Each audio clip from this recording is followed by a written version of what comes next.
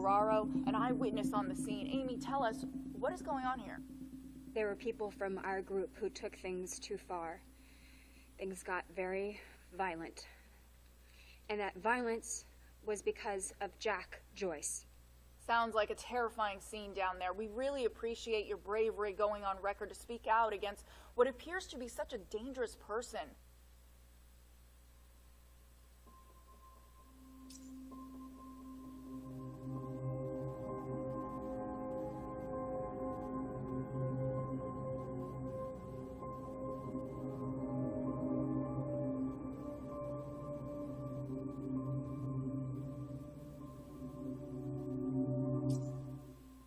Mr. Serene's chopper is inbound for... Hey, Clarice?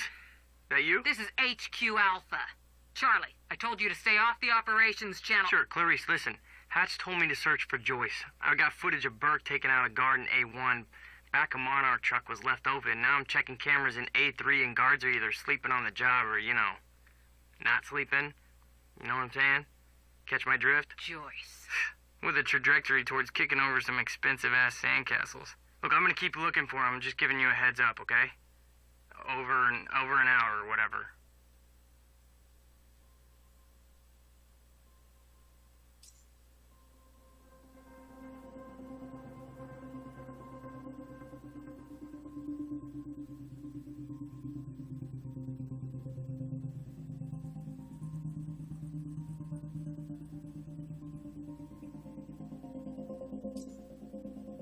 Joyce just took out Gatehouse Squad and you still don't have eyes on him? What do they pay you for over there, huh? Charlie, just tell me where he is. Do I hear please? Charlie? Warehouse B4. Better hurry. Storehouse 1. You heard him? Move in. On our way.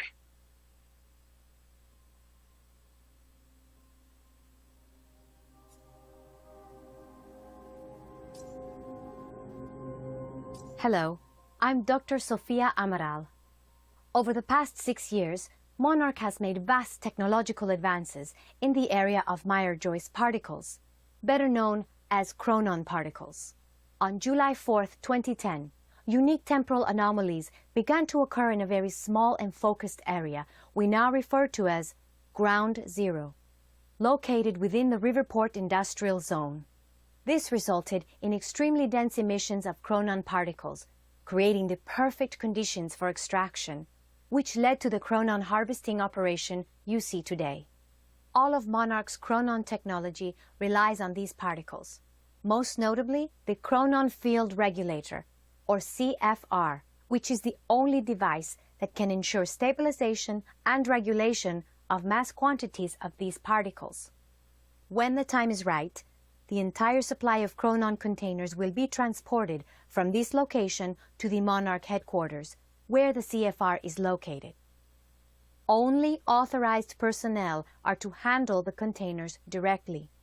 Unique temporal anomalies become more frequent with closer proximity to the Ground Zero perimeter when entering the yellow zone. This yellow zone emits dense chronon pockets ripe for harvesting. The Ground Zero perimeter itself is never to be entered under any conditions. We refer to this area as the red zone, where time no longer flows in a consistent manner and shifts without warning. Many who have entered Ground Zero have never returned.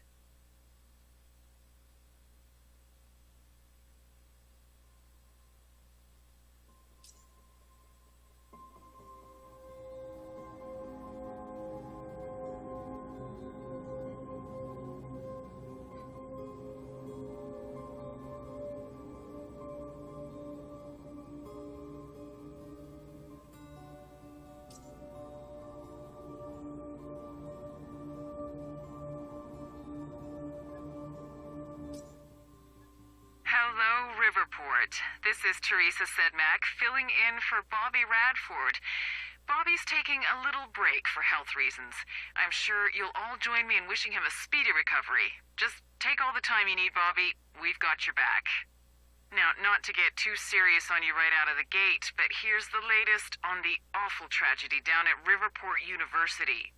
The authorities are now looking for Jack Joyce, believed to be the mastermind behind the terrorist action at the university and personally responsible for several deaths. Details are still scarce, but it's believed Joyce's own brother, William Joyce, is among the dead.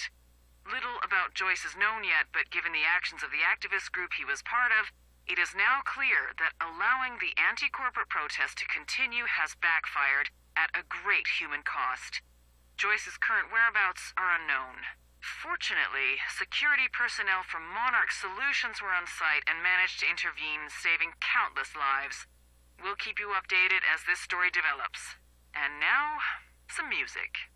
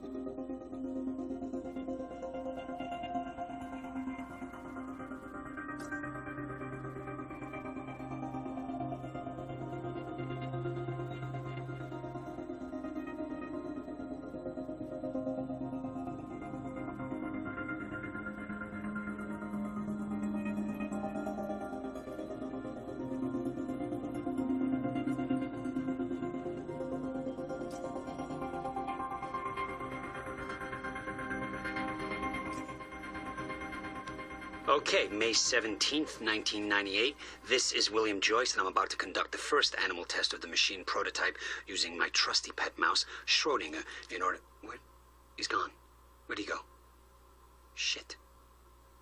Come on, Schrodinger. Come to Willie. Come on. You're okay. You're all right.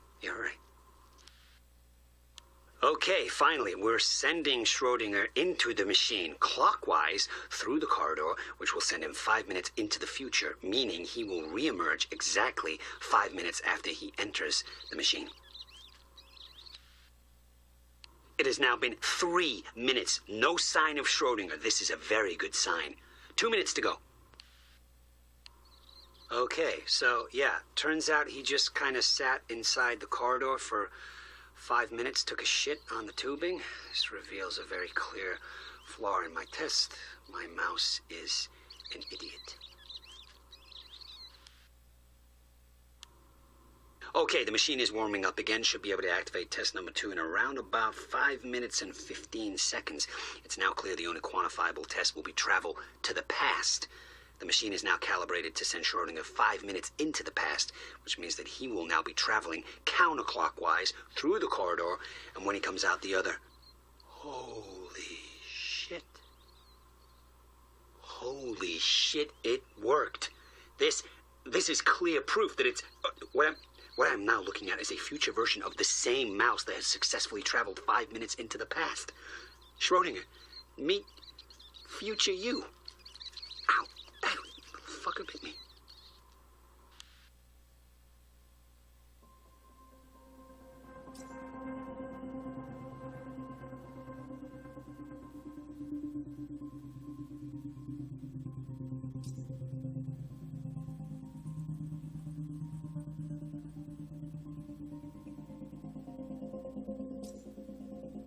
Hello, Riverport. Teresa Sedmak here, filling in for Bobby Radford, about to brighten your day with some good news.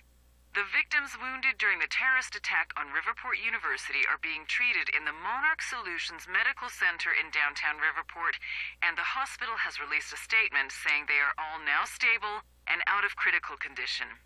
I'm sure they are thankful for all your good thoughts and prayers. As for those who didn't survive the attack, we still don't have a final death toll, but we do know that most of the dead are security personnel from Monarch Solutions, whose quick actions saved countless civilian lives at the cost of their own. While Jack Joyce, the terrorist responsible for the carnage, is still at large, authorities are saying that he is believed to not have left Riverport, and thanks to a number of solid leads, his capture is imminent.